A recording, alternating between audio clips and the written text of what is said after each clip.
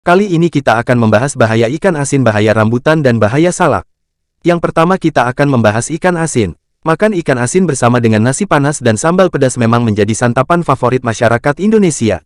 Meski tampak sederhana, ikan asin menawarkan segudang manfaat bagi kesehatan. Namun, makan ikan asin secara berlebihan bisa meningkatkan risiko penyakit jantung dan ginjal.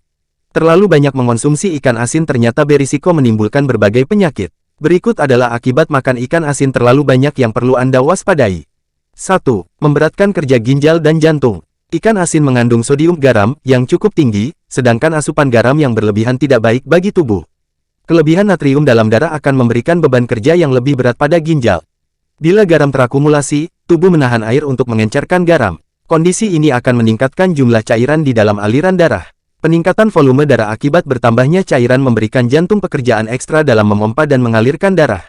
Akibatnya, tekanan aliran darah pun meningkat. Bila dibiarkan, beban dan tekanan tambahan ini menyebabkan pembuluh darah kaku.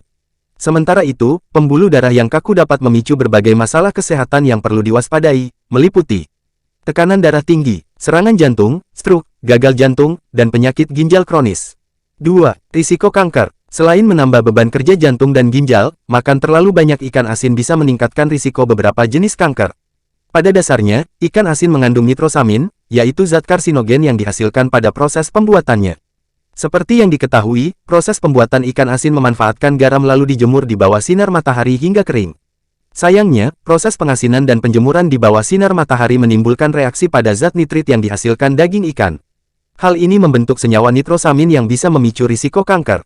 Maka dari itu, keseringan makan ikan asin dalam waktu lama bisa memicu kanker tenggorokan (THT). Hal ini lebih berisiko dialami orang dengan kekebalan tubuh yang lemah. Selanjutnya kita akan membahas bahaya konsumsi rambutan. Buah ini baik dikonsumsi untuk melancarkan pencernaan, mendukung kesehatan jantung, hingga meningkatkan daya tahan tubuh.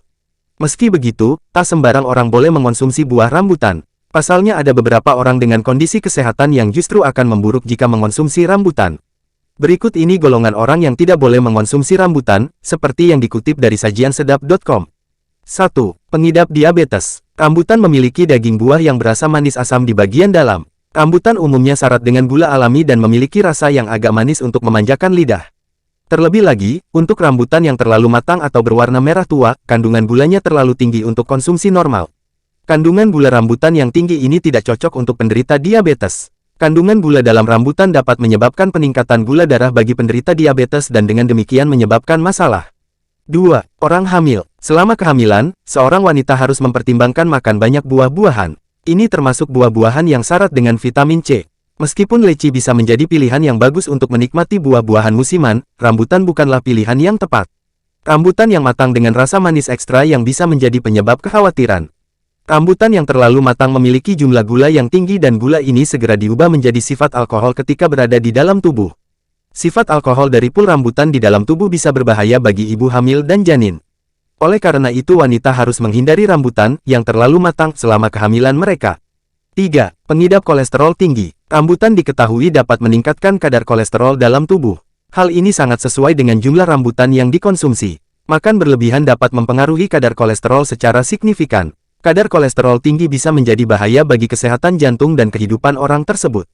Untuk pasien jantung, disarankan untuk menghindari rambutan sama sekali untuk melindungi mereka dari kenaikan kadar kolesterol. Terakhir kita bahas salak. Salak salah satu buah yang bernutrisi baik karena mengandung flavonoid, beta-karoten, kalsium, vitamin C, zat besi, dan fosfor. Buah ini berwarna putih dengan biji coklat yang keras dan dilindungi oleh kulit buah yang bersisik. Apa saja efek samping salak jika kita mengonsumsinya berlebihan? 1. Menyebabkan sembelit. Buah salak yang mengandung nutrisi bisa juga menyebabkan gangguan pada perut, yaitu sembelit. Kalau teman-teman mengonsumsinya secara berlebihan, akan menyebabkan sembelit. Hal ini karena kita menyerap terlalu banyak serat.